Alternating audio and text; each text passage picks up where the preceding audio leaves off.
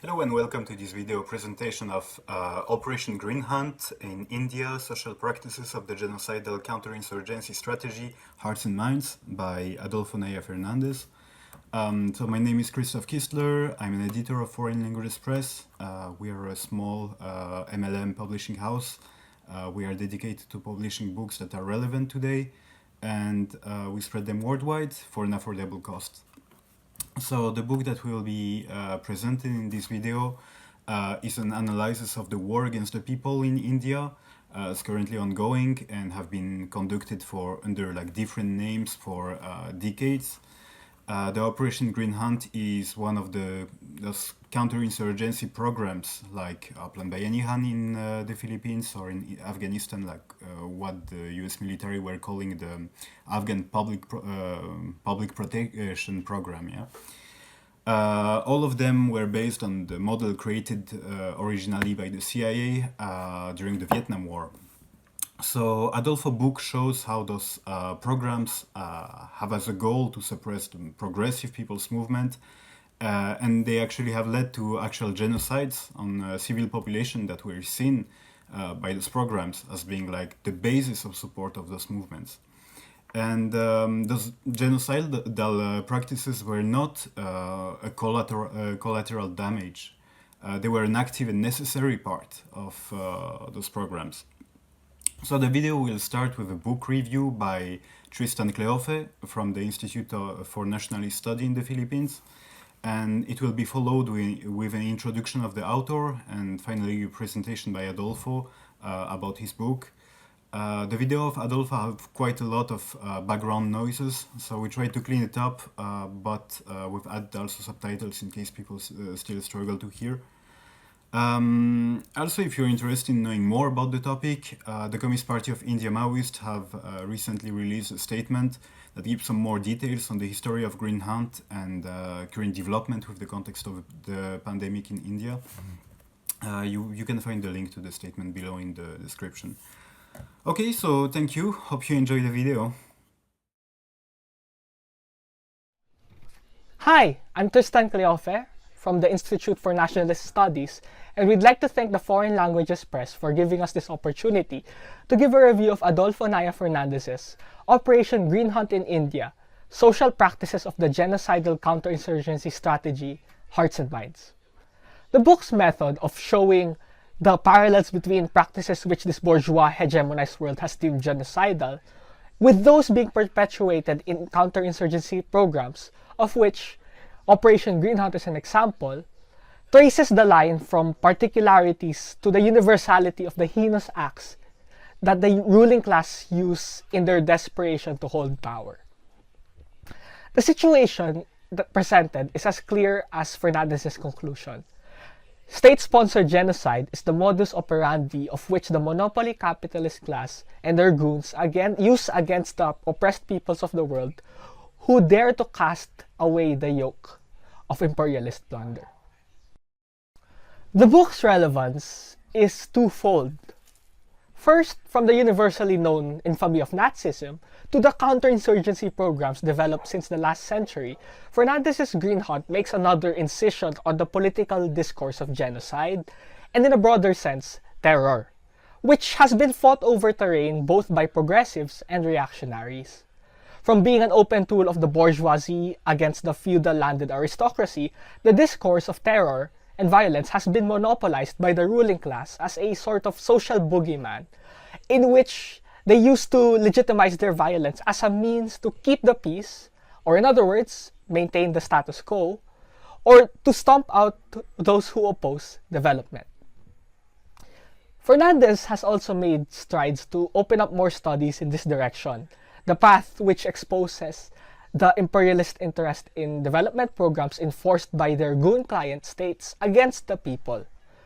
What is glaring, however, are the consequences which are the main focus of this book: genocide. In the broader sense of things, there needs to be publications and mobilizations which also make incisions on the discourse of terror and genocide. And what makes Fernandez's book important is that unlike the imperialist nations who terror tag progressives on mass media outlets, and muddle the concreteness of genocide in a sea of legal technicalities, Operation Green Hunt is armed with nothing but facts. This is our most important weapon, for even the propagandists of the exploiters, like the Nazis, employ big lies. It is as Lenin's usage of the English saying, facts are stubborn things. The second point is that by charting the lines between the particular and the universal, Fernandez's Operation Green Hunt creates a space for different struggling peoples around the world to share their experiences. Coming from the Philippines, we at the Institute for Nationalist Studies found that the parallels between the Indian and the Philippine experiences are uncanny. Since the end of the Second World War, the Philippine government has implemented some form of counterinsurgency plan that has only exacerbated the material conditions which pushed the Filipino people towards revolution.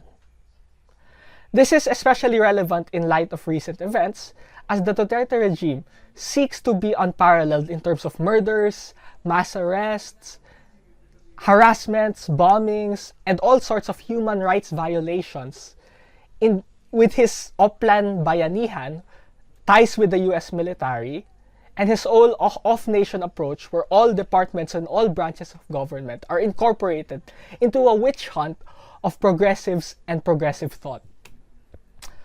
All of these are bloody attempts to quell a people's war that has been going on for decades. Yes, our national minorities are being bombed too. Our activists, our journalists, our lawyers, and other professionals are being imprisoned with ludicrous charges of illegal possession of firearms when they are clearly political prisoners. Our women and children are being raped and orphaned as well. Priests, peasant leaders, and countryside medical workers are being slain left and right. All the while, the government seeks to dehumanize the struggling Filipino people while fermenting the culture of impunity, which has all the more swept up the police and the military. But instead of shuddering at the very real horrors of these state-enacted atrocities, Fernandez does not end the book in defeatism. His message runs parallel to the saying that we must turn our very real sorrow into the highest form of revolutionary grit and determination. For the people in the semi-colonial and semi-feudal states, especially those who are or have experienced waging a people's war, we know that these atrocities can at most disorient and demoralize. But in the larger scope of things, the sweat and blood spilled are those which water the garden of revolution. For the progressives in the imperialist centers, this should mobilize them to mobilize in solidarity with us against the continuation of these genocidal and terroristic practices. Again, we would like to congratulate Adolfo Naya Fernandez and the Foreign Languages Press for this book of harrowing facts but emboldening words. Thank you. Adolfo Naya Fernandez is a social anthropologist, activist, and author. In addition to his role as the secretary of the Galician Unions Confederacy and being a member of its Confederal Council, he is a founding member of the Galician Committee to Support the People's War in India. Founded in 2010, it has helped publicize the situation of political prisoners in India, its efforts even leading a Galician MP to make a statement of support in the European Parliament. Adolfo has spoken at many conferences in Europe about the political situation and struggle in India, including several international meetings such as the International Congress on Land and Human Rights in 2019.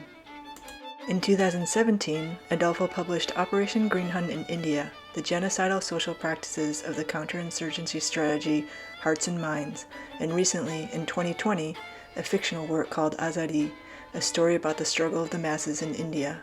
Operation Green Hunt was written originally in Galician and has since been translated into Castilian and Italian. Foreign Languages Press is pleased to launch the most recent translation into English with a presentation from the author. I would like to thank the publisher for deciding to publish the book on Operation Green Hunt. Before starting, I would like to remind Professor G.N. Sai Baba and the comrades in prison for the case of Bhima Korean, for them and for all political prisoners in India, immediate freedom. This book is a scientific study where it's proved that the Green Hunt operation is a genocidal operation and the new operations. But why is the Operation Green Hand a genocidal operation? In the comparative analysis of more than 2 years with genocides and with the counterinsurgency strategy called Hearts and Minds, which was applied in Malaysia, Indonesia, Guatemala, El Salvador or Peru, the study reveals the genocidal practice that this counterinsurgency strategy used in the past and in the present in the case of India with Operation Green Hand and other operations. In the genocide studies carried out so far, certain social practice can be found with very similar producers in all cases. For example, the planning by the state of the extermination and certain human group and the use by that state of the dehumanization language to raise awareness and legitimize sociality before the population that this group must be exterminated by the state. Simultaneously, it processes to the detention and selective physical extermination of social and political leaders who can create another type of political discourse against the measures that the state intends to take. It also begins the internment of the group to be exterminated in concentration camps where they regulate all aspects of their life such as birth, their diet or health. Finally, the physical extermination of the human group takes place. In this case, women and children, as responsibilities of the continuity of the group's life, are the first to suffer all kinds of atrocities, from sterilization and medical experimentation to rape, to conclude with physical extermination.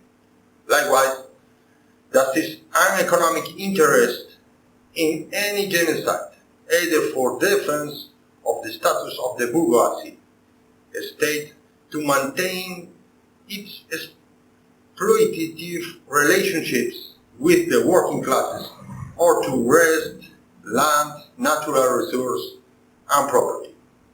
That very act of genocide produces certain economic for the state and new social relationships.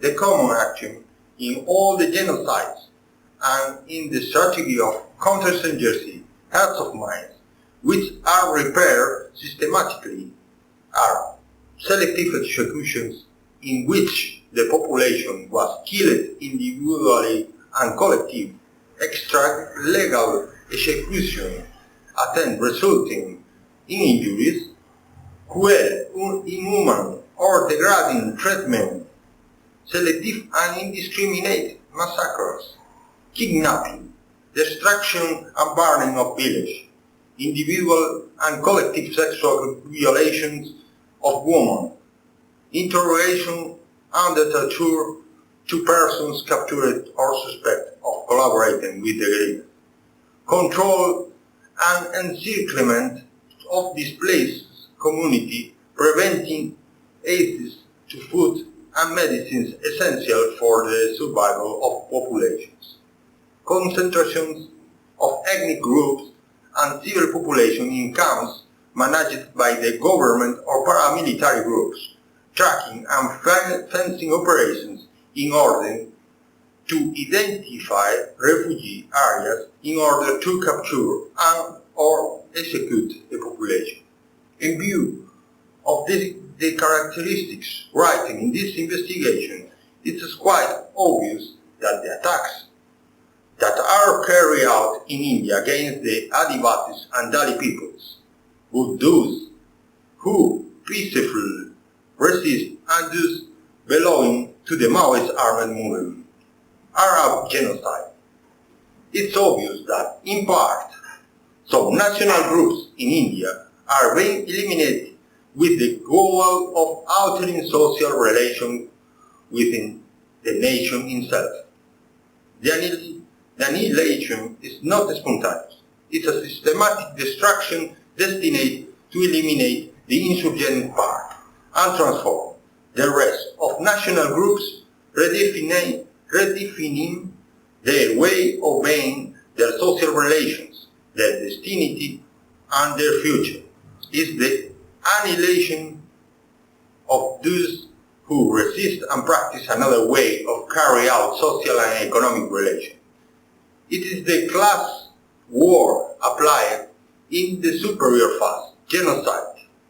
For this reason, that only alternative for the survival of Adivasis, Dalits, and Naxalites militants who believe in another society is a radical change of the semi-feudal and semi-colonial society in India, as well as international support and solidarity to end this massacre and to advance in its goal of building a new society without classes, castes, racism, or patriarchat. Thank you very much.